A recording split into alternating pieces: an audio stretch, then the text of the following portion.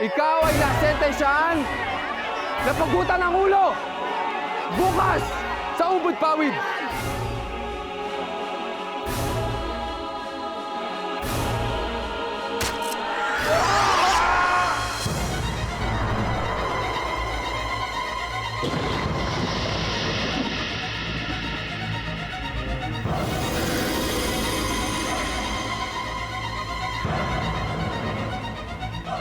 Humayo ka, prinsipe ng mga Ravenna.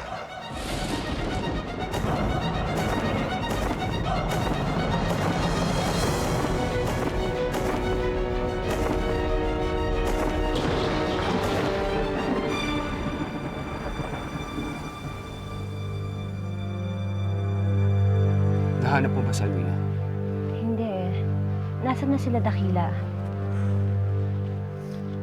Pinagpaliban ko muna ang pagpupulong dahil wala ako sa kondisyon makapag-usap kahit kanino man. Pero kailangan mo akong kausapin. Bakit nagawa mo tanggihan ng anak natin ng ganun-ganun na lang? Dahil higit sa pagiging ama, hari din ako! Diyan tayo nagkakatalo. Dahil bago ako maging reyna, ina muna ako. Madali yan sabihin para sa'yo. Dahil hindi ikaw ang binabatikos na nagpakasal sa dating Ravenna.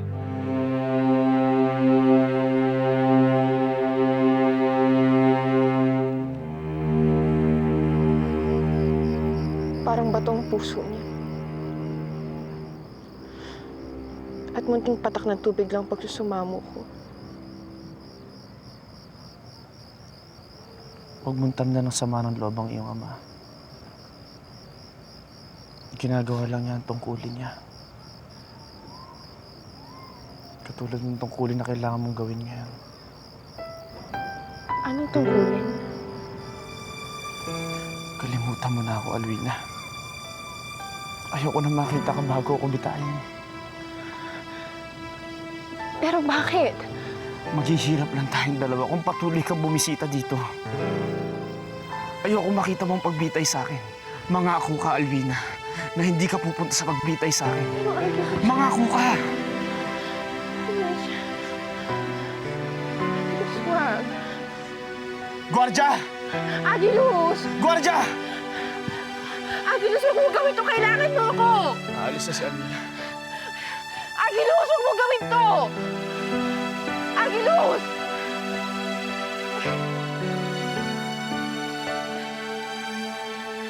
Agilus!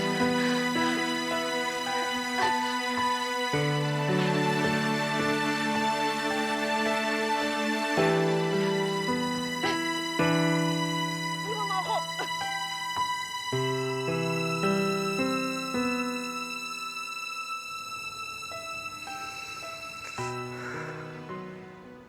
Nais kong ipakilala sa inyo ang hinirang na prinsipe ng mga Ravenna, si Gabriel.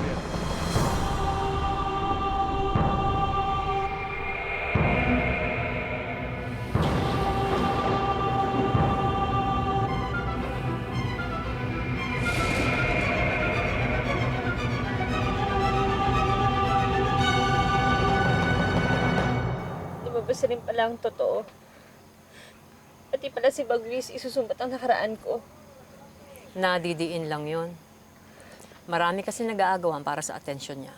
Kaya kung ano-ano nasasabi niya. Hayaan mo. Dito ka na muna magpalipas ng gabi. Kapag pareho na malamig ang ulo ninyo, kakausapin ko si Bagwis. Maayos din ang lahat. May bisita ka.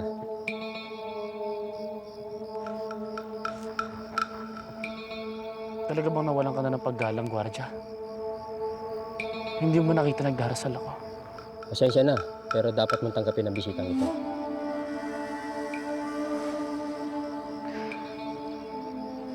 Bakit ang tagal ng pag-anunsyo mo sa pagdating ko? Umanin po, Mana Dakila.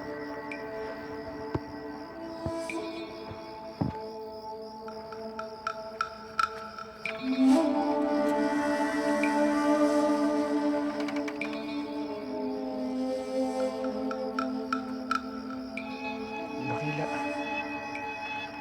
napadaan ka. Gusto kong humingi ng tawad, Agilos. Tawad? Para saan?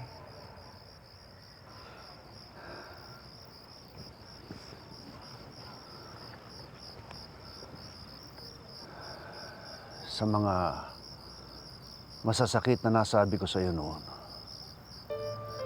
na hindi kita mapapatawad dahil tinalikdan mo ang tungkulin mo sa puno. Agilos, sa lahat ng mga mahal mo sa buhay, ako dapat ang unang umintindi sa iyo. Dahil ako ang maraming beses nang naipit sa pagitan ng tungkulin at tandangin. Ngunit hindi kita inintindi. Tulad ng wala akong ginawa upang ipagtanggol ka.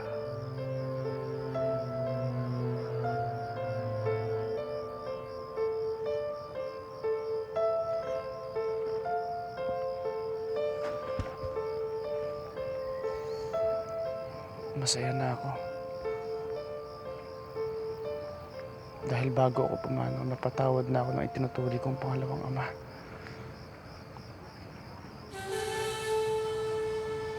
Dakila, gusto ko sana humingi ng isang pabor. Alam kong nais lang niya maibsan ang sakit ng paghihiwalay niyo. Pero kaduwagan yung ginagawa niya. Ayaw niya makita mong naghihirap din siya. Natatakot din siya. Ito ang panahon kung kailan dapat kasama mo ang mga minamahal mo. Hindi ninyo naiintindihan kaming mga lalaki. Inaasahan kami maging malakas. Pero kapag buong buhay mo, na matigas ka, napakahirap na maging malambot. Pagmasdan mo ang iyong kinabukasan, Gabriel. Ang tadhana mo. Ang liping muli mong iaangat sa kaluwalhatian. Sa mas malayong lugar nakatuon ng mga mata ko, Ama.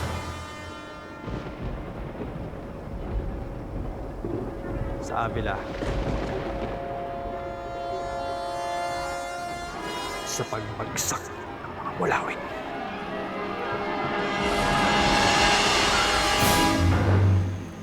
Sige, Veronica. Dito ka na muna manuluyan sa akin. Sa katunayan, dito ka na rin humimlay habang buhay. Ako tong baliw na baliw sa'yo, tapos kahit minsan hindi ako nakatapak sa Encantadia. Tapos malalaman ko mula sa'yo na yung mortal na si Aramis ay nanirahan kasama niyo. Wala siyang maaalala, Habagat. Napakahabang kwento. Handa ako makinig.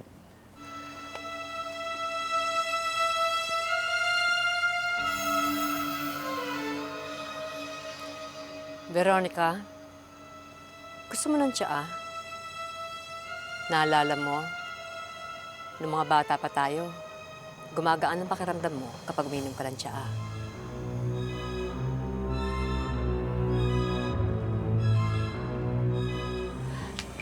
Ayan, no? Inumin mo na.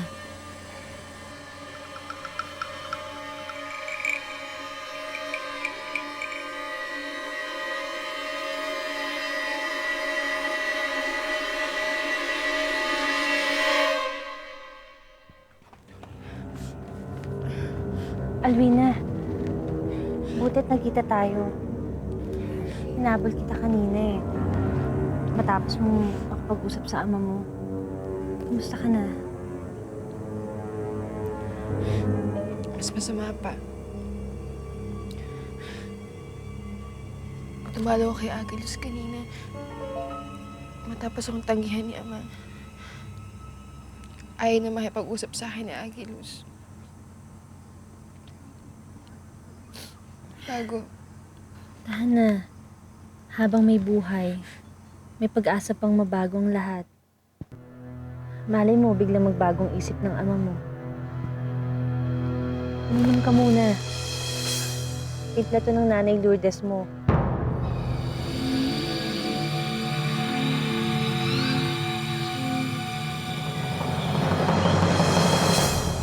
Wag!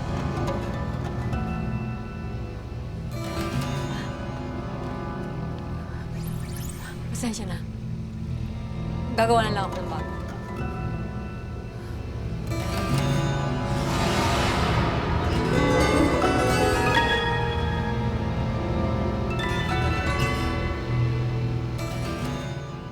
Kagaya mo ba si Aramis na dating engkantado na naging mortal? Hindi. Ipinanganak siyang mortal. Nakita siya ni Muyak noong sanggol pa lamang siya. Minsan namamasyal siya sa gubat. Kawawa naman. Bakit siya iniwan ng nanay niya? Dahil sa sobrang pagkahabag, inuwi ni Muyak ang bata sa Encantadia at pinalaki doon. Siya ang nagpangalan ditong Aramis. Pati nga ako, kinunsaban ni Muyak na panatilihing sekreto ang pagtira doon ni Aramis. Ngunit walang lihim na nananatiling nakakupli. Sa ika-4 na taon ni Aramis, nalaman ni Inang Reyna ang pagpapalaki ni Muyak sa bata at sinabihan itong palayasin ang bata mula sa Encantadia. Burahin ang lahat ng masayang alaala niya sa piling ng mga diwata. Napilitan si Muyak na iwan muli ang bata upang makipagsapalaran ng sarili niya. Pero dahil hindi niya maatim na iwang inutil ang bata laban sa masasamang elemento, biniyayaan niya ito ng kakaibang lakas.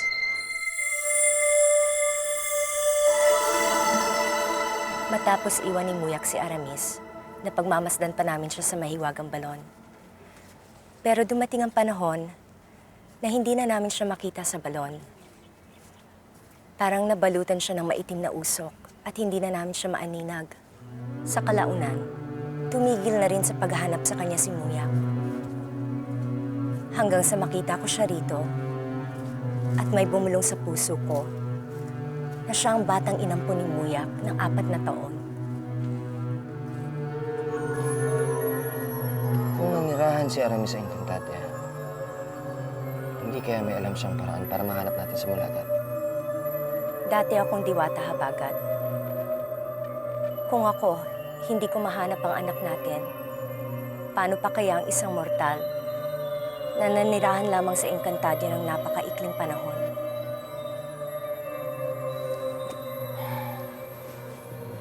Wala namang masamang makasakali. May nakikita ka ba ibang paraan?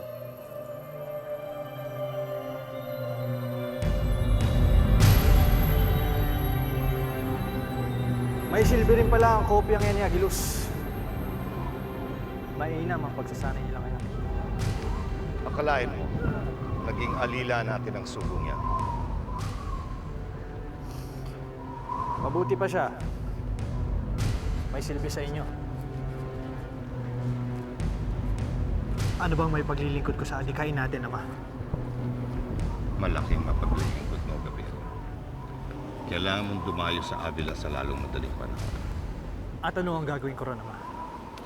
Ayon sa propesiya, ang salungat sa mga sugo ng mulawin lamang ang maaaring makakitil ang pinagkukunan ng lakas at sagisag ng pag-asa ng mga mulawin. Ibig niyo sabihin? Ang puno, Gabriel.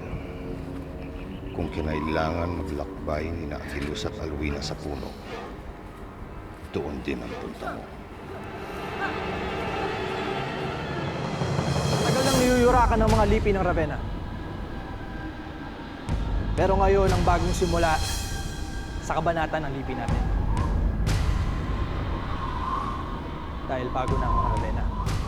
Bakit sila nagsama-sama? Teka, parang kilala ko yung nagsasaltang yun ah. Sana makalapit. Para sigurado.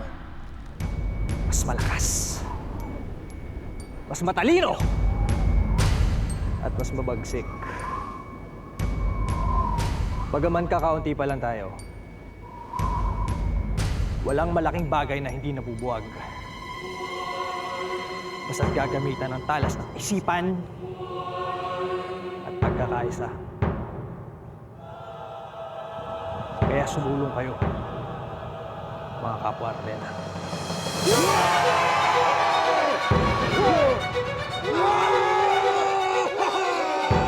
Mukhang naghahanda sila para sa pag-alis. Hindi ko to gusto ni Walong. Parang may pinaplano na naman sila. Hindi bale, mababawasan ang mga Ravenna dito. Maliligtas na natin sila, Wiswis.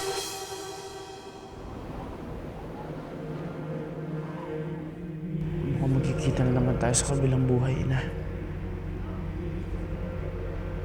Pero hindi na ako lalapit sa inyo bilang isang sugo, kundi bilang isang kaluluwang naghahangad lamang na makapili sa kaluwalhatian si Bathala.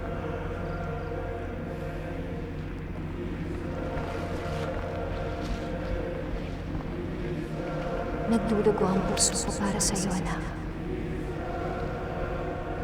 Bakit, Ina? Malapit na tayo magkasama. Napakabigat na responsibilidad ang pinataw namin sa inyong kanina. Laging nakatuon ang inyong pansin sa inyong hinaharap. Hindi nila nalasap ang inyong kasalukuyan. Lagi kayo nakatingala sa langit. Nakalimutan ninyo na maaaring matamo ang langit sa lupa sa pamamagitan ng pagmamahal, ng kabutihan sa isa't isa.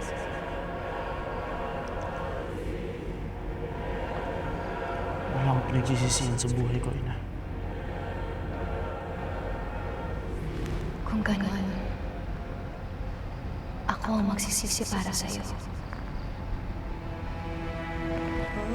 Kung nabigyan lang ako ng pagkakataong arugain ka bilang iyong ina, maaari sana nabigyan kita ng kahit na konting karunungan. Yun ay ang katotohanan na mas masarap pa rin ang buhay dito kaysa sa kabilang buhay.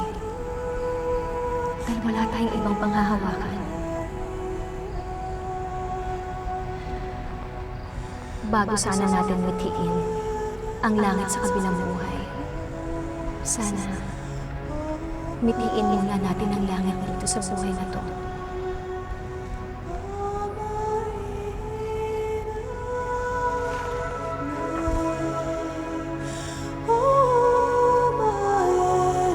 Huwag niyo akong pababayaan, Ina. Kailangan ko ang lakas niyo ngayon. Hindi kita pababayaan. Sasaluhin kita. At diretso kitang ililipat kay Bathala.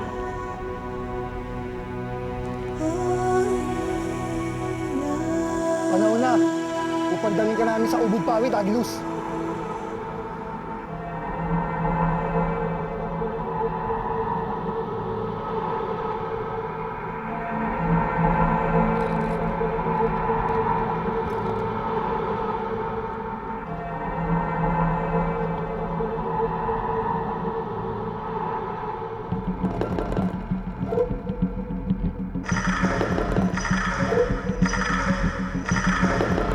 Si Inay, may kailangan daw siyang gawin kaya umalis ng maaga.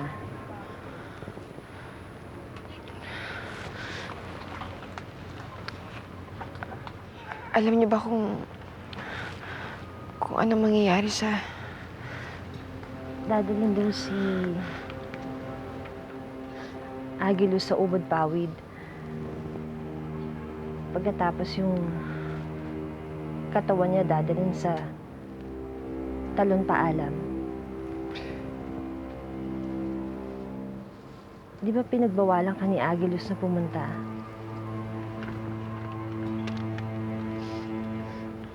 Hindi ko siya maaaring iwan.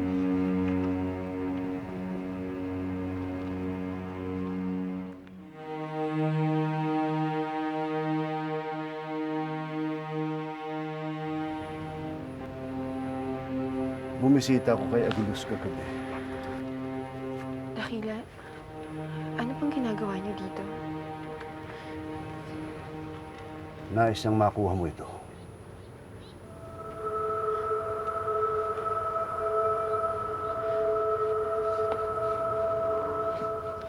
Sige, pupuntahan ko ng ama mo.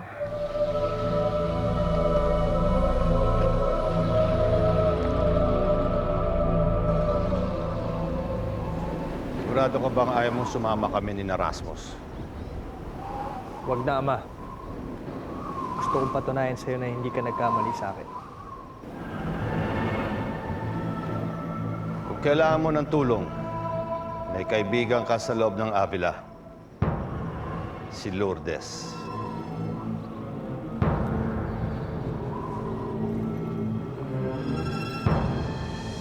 Ginawa niyong Ravenna si Aling Lourdes. Lourdes, anong ginagawa mo rito at wala ka sa ubod pawid? Nabalitaan ko. Nagkaroon kayo ng pagtatalo ni Veronica. Sa akin siya nakisinong kagabi. Huwag mo nang isipin yun. Maliit na tampuhan lamang yun. Hindi ko iniisip yun. Hindi ako nag-aalala. Masaya ako at nagkakaroon ng lamat ng pagsasama ninyo.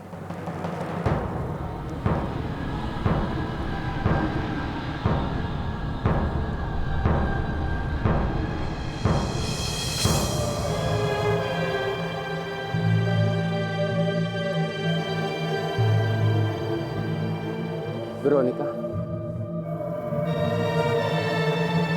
Veronica! Veronica! Panahon na raw po para umalis pa ubod pawid.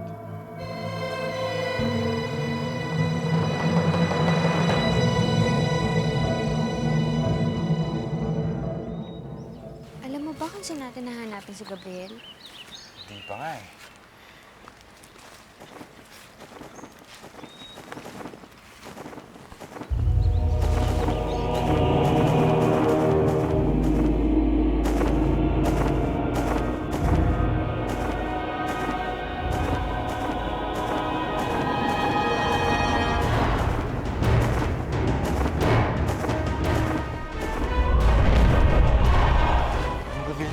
Tago tayo.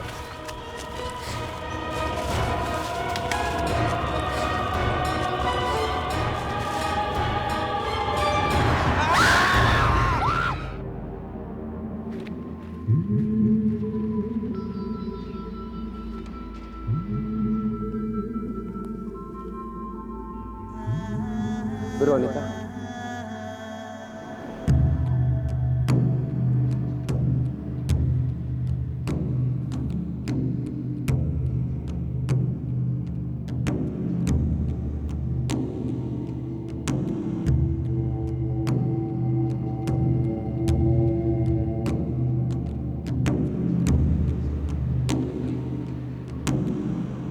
Lourdes, ito si Gabriel, ang bagong hirang na prinsipe ng mga Ravenna.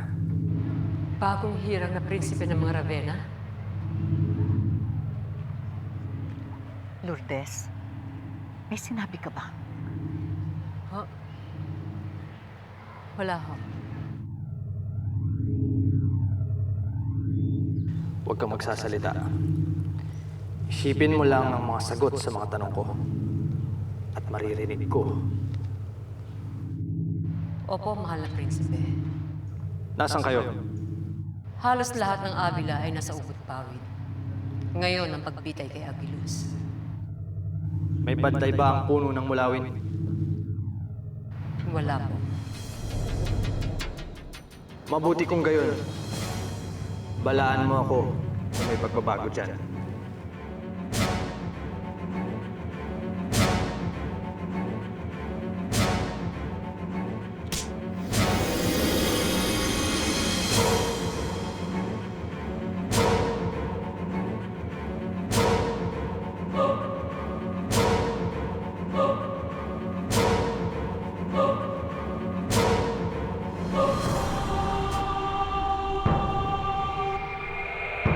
Narito na tayo mga kawal!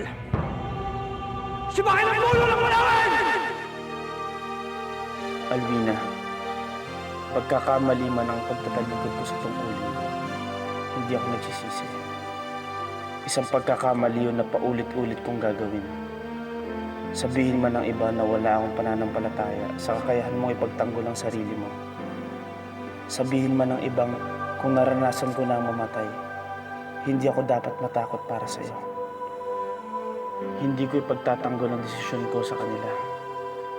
Dahil kahit alam kong wala nang dapat katakutan sa kamatayan, mas nanaisin ko pa rin ang buhay para sa iyo, sinta ko.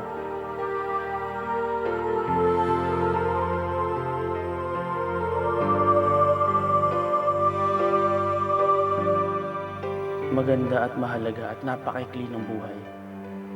At yun ang dahilan kaya hiniling ko na huwag kang pumunta sa pagbitay sa akin. Nais kong maalala mo kung nakangiti, hindi duguan. Nais kong maalala mo kung nagmamahal sa'yo, hindi walang buhay sa paanan mo. Nais kong maalala mo ang buhay ko, hindi ang aking kamatayan. Kalakip nito ang kwintas na lagi kong suot. Sana lagi mo itong susuotin kahit wala na ako. Sa ganitong paraan, mararamdaman ko ang pintig ng puso mo maging sa kabilang buhay. Mahal kita, Agilus.